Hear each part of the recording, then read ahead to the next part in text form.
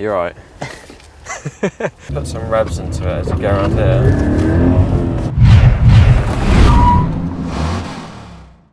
Hello and welcome back to Car Culture and Happy New Year. I'm joined by Harry for the first sort of video together this year. Yes. And what are we doing here today? Well, I have bought myself a Toyota GT86. Nice, good choice. I'm rather jealous of this actually. You seem very pleased with it as well. I am very pleased. It is a brilliant car, yes. And I'm very excited to show you around it today. Yes, I'm looking forward to seeing it as well. And this is going to be sort of a new new series on the channel where we're going to sort of talk about, well, you tell them actually, Harry.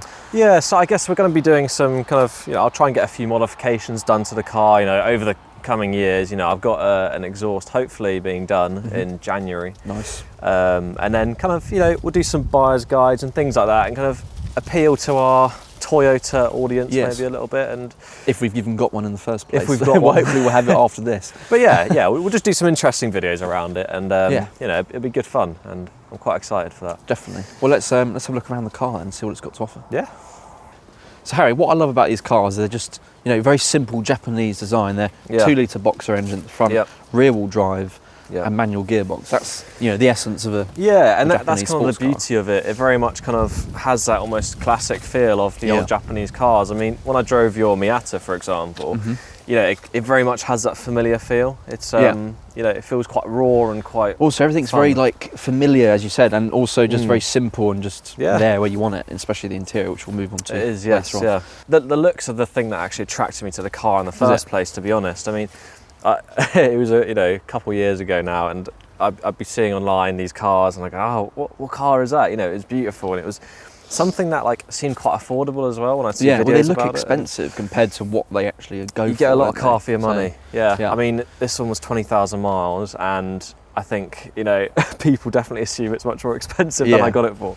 And the looks it's very sporty, it's very fun, it's very sleek. Yeah, especially at the front. I mean, even the front of it is, it's very angular here. It's very aggressive. There's, that's what I love about it. Sporty feel about it, which I love, and the lights as well. Yeah, and that's the thing. When I was kind of looking at cars and stuff, I was looking for something that had quite an aggressive feel, and the way the lights are shaped in the front of it, it's got a really nice aggressive look to it. But definitely, One thing I noticed as well, this is not an SS badge, is it? No, it's not. That's what I thought when I initially thought, but because it looks like the SS logo. Something interesting about this badge, though, it does actually resemble the layout of the Boxster engine, because obviously it's a flat engine. And pistons, isn't it? Yeah. Exactly. Yeah, quite interesting. Very cool. As we kind of move onto the roof here, so it's got these kind of indents here. They actually kind of raise out a little bit, and the point in that was actually just to give the roof a bit more rigidity. Okay. And it also gives a bit more headroom for a racing helmet. Really? Is that the reason?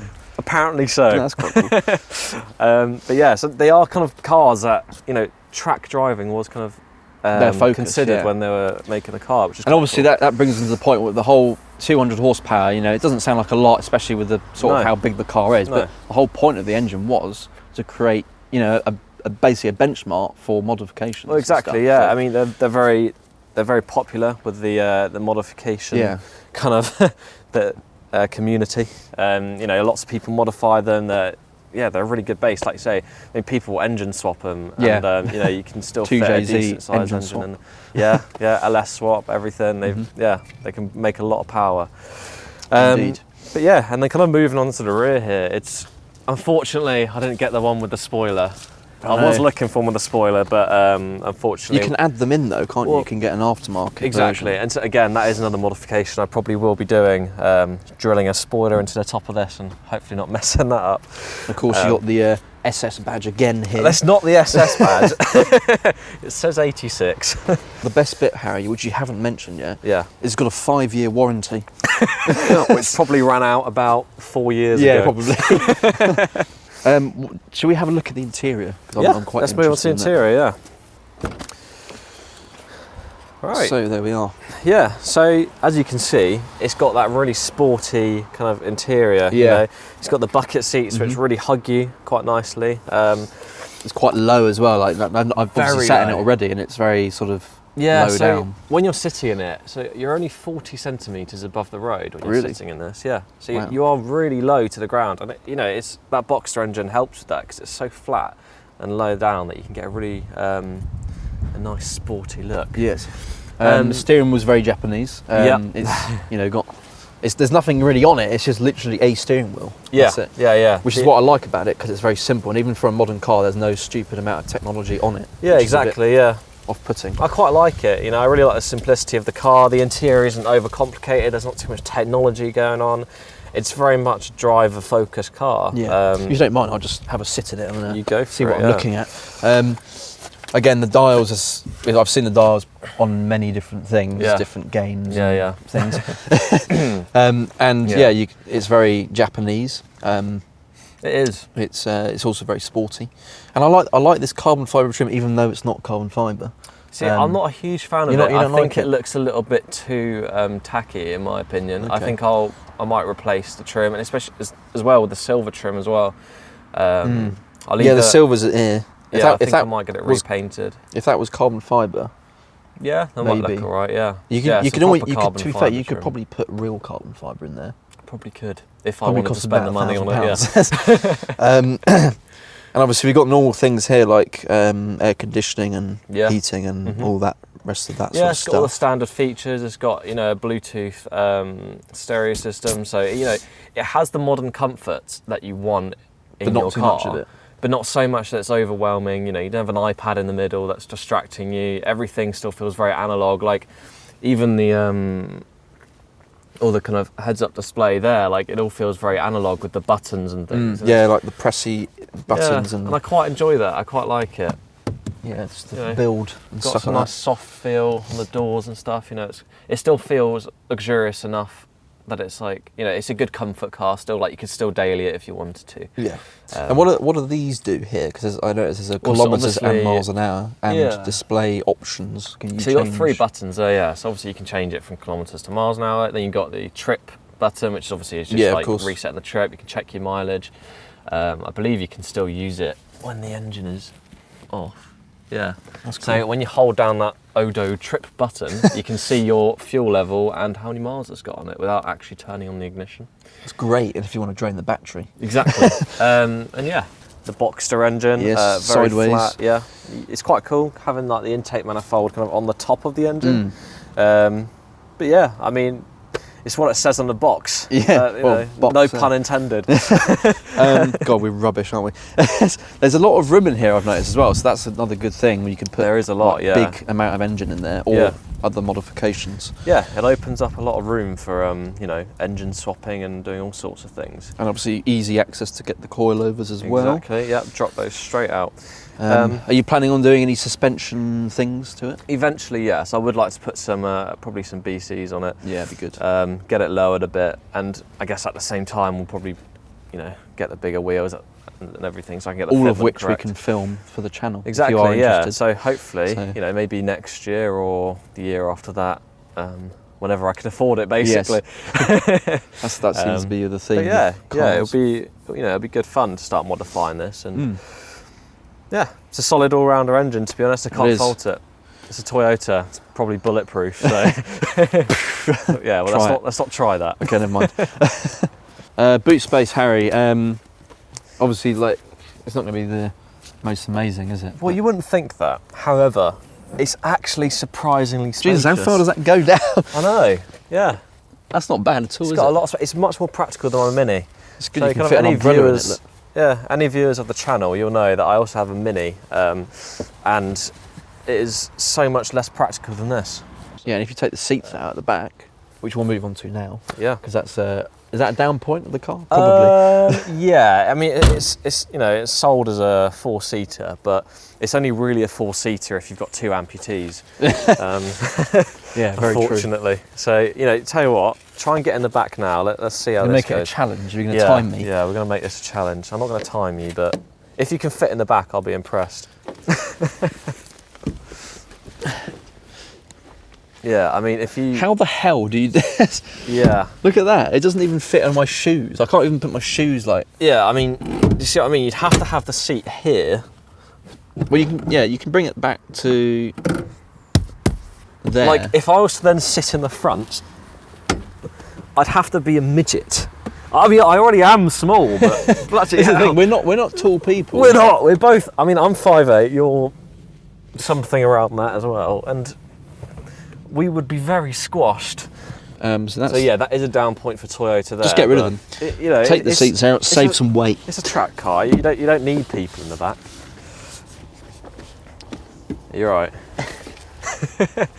And actually, whilst we've got it here, this little bit here, this bit hanging off, is actually for the seatbelt. So you can put the seatbelt in there, clip it on, and what it means, it just stops the seatbelt rubbing on your neck. Oh, so cool. Obviously, I'm quite short. So when I was sitting in the seat, I was finding that the seatbelt was kind of like here on my neck. It was quite annoying. Yeah. So you put it in this little strap, and it kind of perfectly goes across your shoulder. Clever. So good idea. Again, Japanese engineering. They think of everything. They think of the small things. That's because they're very small people. So that's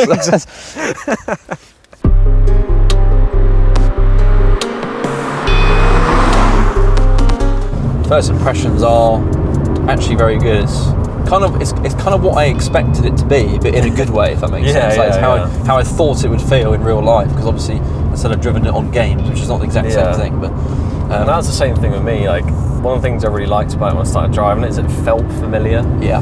Like, although I'd never driven the car before, it's yeah. In terms of power delivery, I think it's really good overall, because obviously 200 horsepower is not enough to kill you, but it's enough to have a lot of fun in. Exactly. It's actually really nice. Yeah. Handling's really good. Yeah. It's a very well balanced car. It is. I'm not sure the exact figures, but I think it is pretty close, or pretty much spot on 50-50. Yeah, it will be. To the front and rear. So yeah, it's quite a predictable car around the bends and things like that. And it feels like I'm only doing 50, but it feels like you're going a lot faster than you are, because of how low down it is. Yeah. It's brilliant. Yeah, so something about this car, it has sport mode. Does it? Yeah. Sport mode on this car, though, isn't your typical kind of sport mode, in terms of, like, usually when you put a car in sport mode, it kind of has a higher rev limit, and, like, in some cars, if they're a bit fancy, it will stiffen the suspension, things like that. Yeah. Whereas this car, it just takes off driving assist. Okay. It just takes off traction control. That's all it really does, as far as I'm aware, anyway. Not that it really needs that, because obviously there's small tyres on it, which you can feel. Well, and that's the thing. So when you take off, so when you put it into sport mode, the point is that it gets the back out a bit more, so you can kind of send it around corners and have a bit of fun with it. But do I trust you with that today? That is the question. I feel like the car feels modern, but it's got the classic touches, as you said. Like, it's got the old style feeling gearbox. Yeah. And the handling's very precise and agile and fast. It's just, it's good. Yeah, something I noticed about the handling is the steering wheel is very light in terms of, like. But it's got a really nice road feel. It's got sort of like, you can feel all the little grooves in the road, which is excellent, which is what you want from this sort of car, really. So here's the question: is this going in your dream garage? When you have all your collection of cars, would this be something you put in there? Problem is, my dream garage, right? It's got to be a certain amount of cars, and for me, that's really difficult to do to narrow it down. Yeah, I guess if you're going to go for something Japanese, I guess you'd probably go for probably something much more expensive and rare. But the question you should ask me is, would I buy one? And my answer would be yes. You would buy one? Yes. So you put some revs into it as you go around here. You feel the back come out a little bit. Right, I think that concludes our little drive, doesn't it, Harry? Yeah. I'm a bit sad that I have to now get out of this car. Funny enough. I'm really impressed with it overall.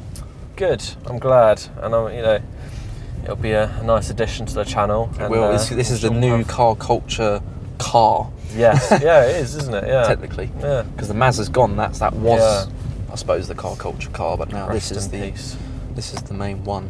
Yeah. So, glad you've enjoyed it. I have. Good. So there we are, Harry. That's your GT86. Yeah, it is an amazing car. I love it. I absolutely love it, and I hope you did too. I did. Hope you can share that excitement with me, and it'll be good to have this on the channel more. And we'll definitely get some more videos about small little things like buyer's guides or little things that you add onto the car, like your brakes, you said you're going to do, and your exhaust. Yeah, just little bits. Hopefully some bits like that, some smaller videos. Yeah. But yeah, that's new member it for to now. the channel. Yeah, that's it for now. If you did enjoy this review, I say it's a review, but it's kind of not a review. It is a review, it's just not really like normal review. Sort of a review. Sort of review. Then do subscribe and follow us on social media, and we'll see you next time.